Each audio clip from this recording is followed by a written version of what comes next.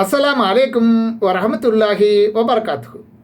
அல்ஹம்துலில்லாஹி ரப்பில் ஆலமீன். வஸ்ஸலாத்து வஸ்ஸலாம் அலா அஸ்ரஃபில் அம்பியாயி முர்சலீன் நபியனா முஹம்மத் வ ஆலிஹி வசாபிஹி அஜ்மஈன். அம்மாபாத். கண்ணியத்துக்குரிய எல்லாம் வல்ல அல்லாஹு ஜல்லசானு தாலாவின் நல்லடியார்களே, அன்புக்கினிய சகோதர சகோதரிகளே, பிரமத அன்பர்களே, நண்பர்களே, உங்கள் அனைவரின் மீதும் ஏக இறைவனுடைய சாந்தியும் சமாதானமும் என்றென்றும் நிலவ பிரார்த்திப்பதோடு நான் சங்கை அப்துல் அஜீஸ். அல்லாஹ்வுடைய அருளால் அனைவரும் மிக நலமாக இருப்பீர்கள் என்று நம்புகிறேன். அல்ஹம்துலில்லாஹ். எல்லா புகழும் அல்லாஹ்வுக்கே. இது இஸ்லாமிய ஒழுங்குகள் தொடர் காணொலியில் பாகம் 46. இந்த காணொலியில் யார் பள்ளிவாசல் அதாவது ஜமாத்தை நிர்வகிக்க வேண்டும் என்பதை பற்றி இந்த காணொலியில் தெளிவான சில விவரங்களை புரிந்து கொள்ள இருக்கிறோம்.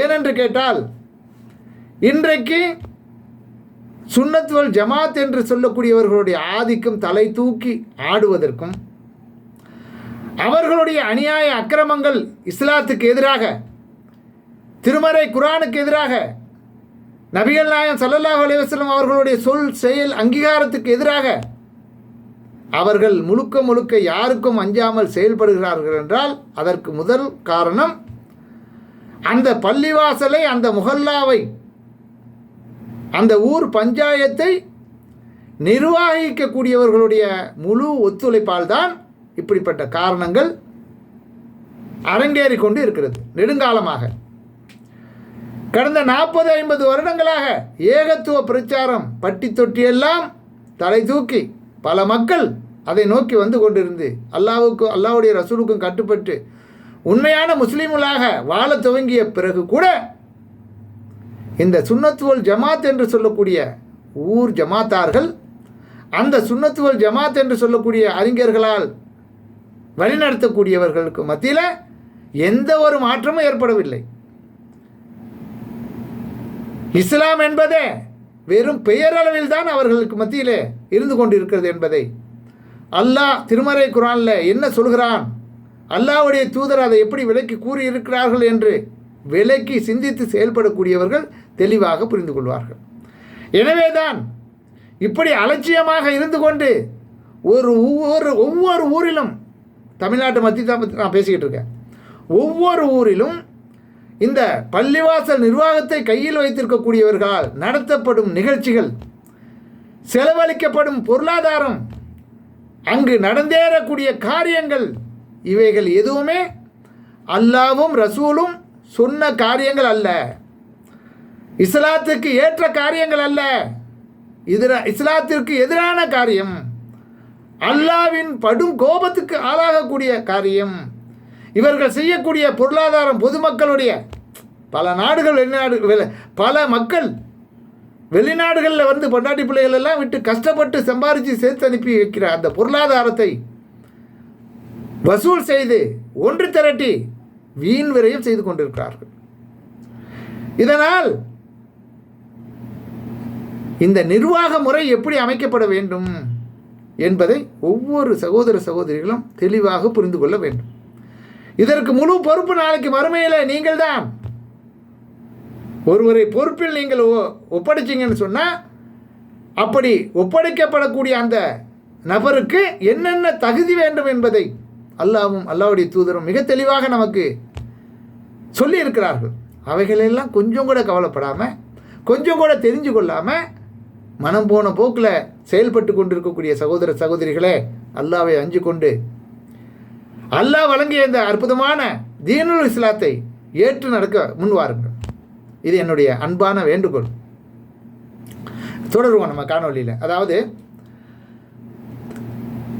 பள்ளிவாசல் ஜமாத்தை நிர்வகிப்பதற்கு தலைவரோ அல்லது முத்தவல்லியோ ஆவதற்கு அல்லது ஆக்குவதற்கு உங்களிடம் தௌஹீத் என்ற ஏகத்துவத்தில் அல்லாஹ் ஒருவன் மட்டுமே இறைவன், அவனிடம் மட்டுமே உதவி கேட்க வேண்டும், அவனை மட்டும்தான் வணங்க வேண்டும் என்ற உறுதியான நம்பிக்கை, அதாவது ஈமானை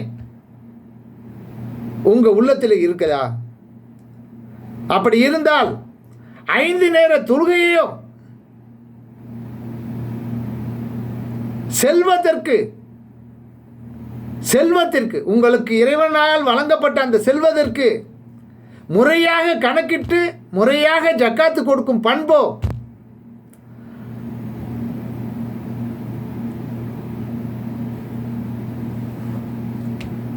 ஹலால் ஹராம் என்ற படித்தரங்களை பேணி பொருளாதாரங்களை சம்பாதிக்கும் குணமோ வழிமுறைகளோ, முஹல்லாவில் நடக்கும் பிரச்சனைகளுக்கு, உங்கள் முஹல்லாவில் நடக்கும் பிரச்சனைகளுக்கு இஸ்லாத்தின் சட்டத்திட்டங்களை பேணி அதன்படி யாருக்கும் அஞ்சாமல் அல்லாஹ் ஒருவனுக்கு மட்டுமே அஞ்சி நிதமாக நீதியாக நடந்து மார்க்க அடிப்படையில் தீர்ப்பு வழங்கி அதன் அடிப்படையில் நடக்கும் தன்மையோ தகுதியோ அறிவோ இருக்க வேண்டிய அவசியம் நீங்கள் தீர்மானிக்க வேண்டிய தேர்வு செய்ய வேண்டிய மனிதருக்கு இருக்க வேண்டியது மிக மிக அவசியம்.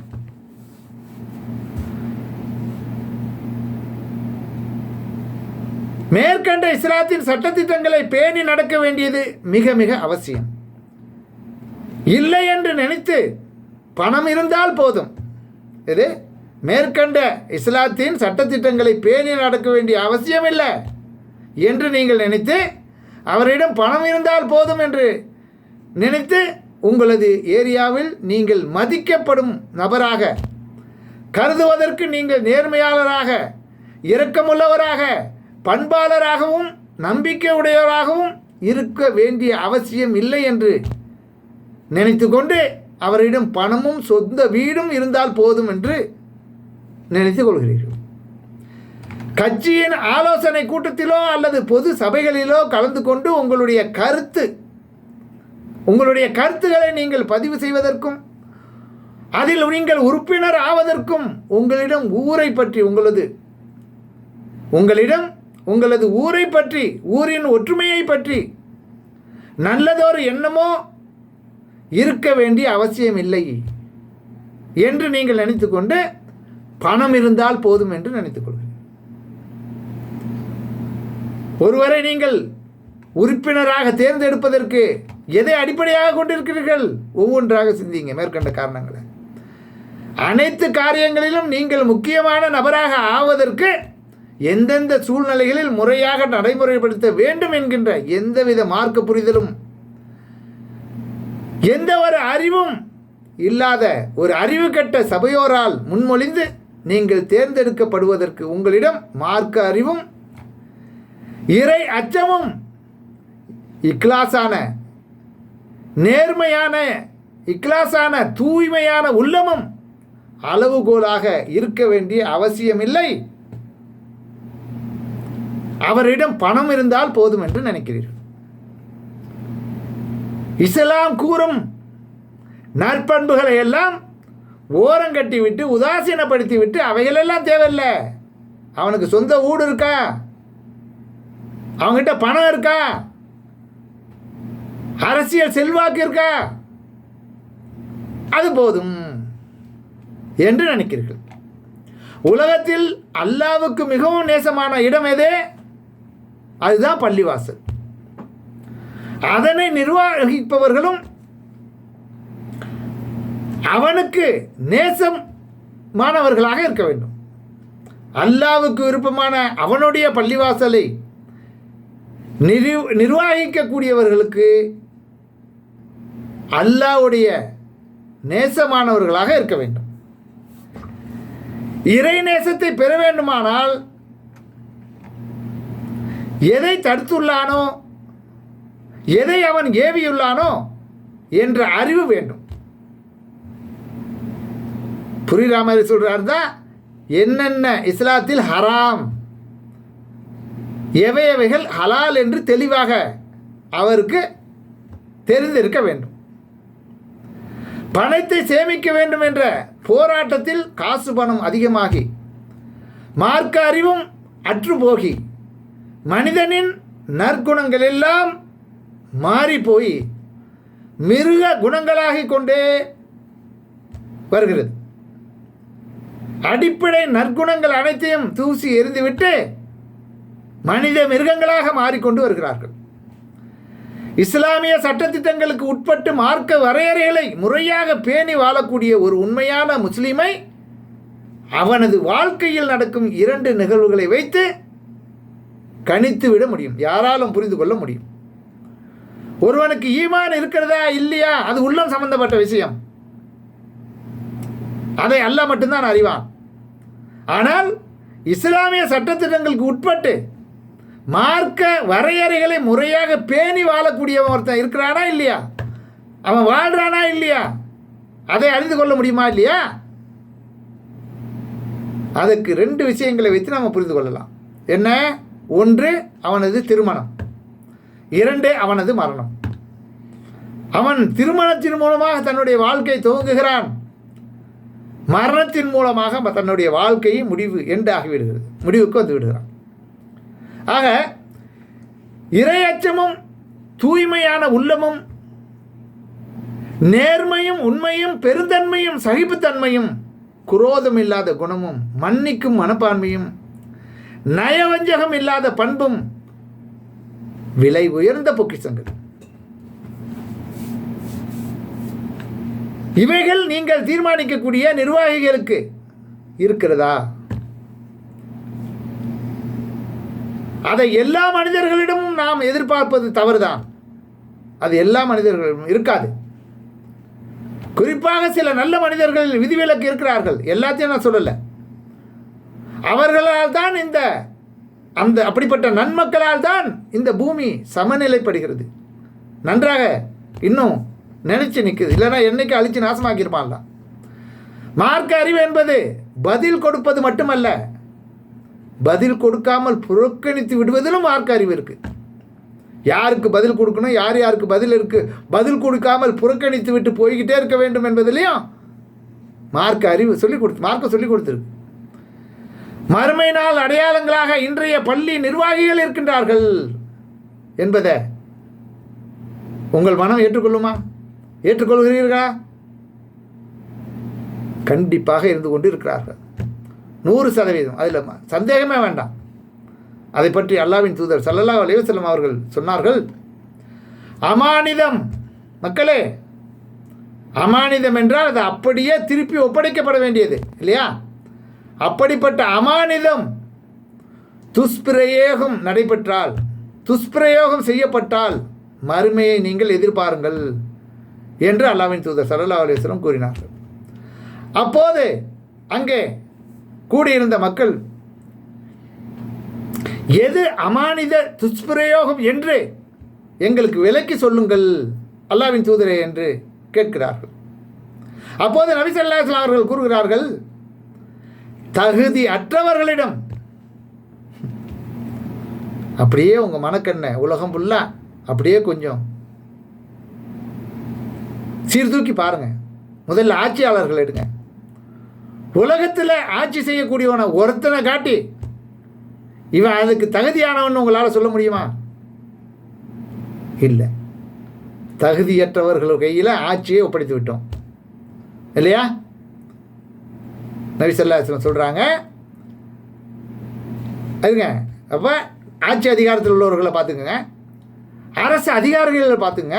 ஒரு மருத்துவமனை எடுத்துங்க, அந்த மருத்துவமனையை நிர்வகிக்கக்கூடிய ஒருத்தன் அந்த மருத்துவமனையை பற்றி அனைத்து அறிவும் அவனுக்கு இருக்கணும். அப்படிப்பட்டவன் தான் இன்றைக்கி தீர்மானிக்கப்படுதா? அமைச்சர்கள், மருத்துவமனையுடைய அமைச்சர்கள் யார்? கல்வி அமைச்சர்கள் யார்? அதை நிர்வகிக்கக்கூடிய முதல்வர்கள், கல்லூரிகளை எதை வேணாலும் எடுத்துக்கோங்க இல்லையா? அப்போ இன்றைக்கு இருக்கக்கூடிய அனைத்து பொறுப்புகளும் தகுதியற்றவர்களிடம் ஒப்படைக்கப்பட்டிருக்குது. அப்படி ஒப்படைக்கப்படுமையானால்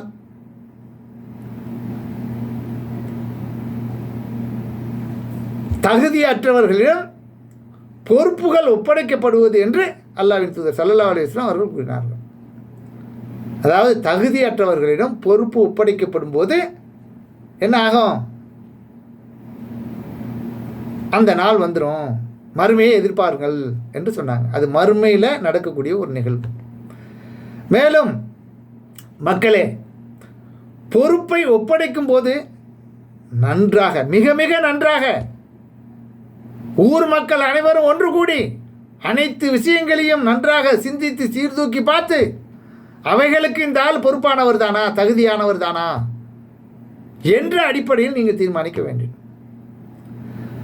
பொறுப்பை ஒப்படைக்கும் போது நன்றாக சிந்தித்து அவர்களின் தகுதிகளை சரிபார்த்து அவர்களிடம் ஒப்படைக்க வேண்டும். இல்லை என்றால் மறுமையில் நீங்களும் அல்லாஹ்விடம் தண்டனைக்குரிய குற்றவாளிகளாக ஆகிவிட நேரிடும் என்பதில் கவனமாக இருங்கள். ஏனென்றால் ஒரு நன்மைக்கு சிபாரிசு செய்தாலும் ஒரு தீமைக்கு சிபாரிசு செய்தாலும் அந்த பங்கின் கூலியை நிச்சயமாக நாளை மறுமையில் அறுவடை செய்தே ஆக வேண்டும். அறுவடை செய்தே ஆக வேண்டும் என்பதை மறந்துவிடாதீர்கள்.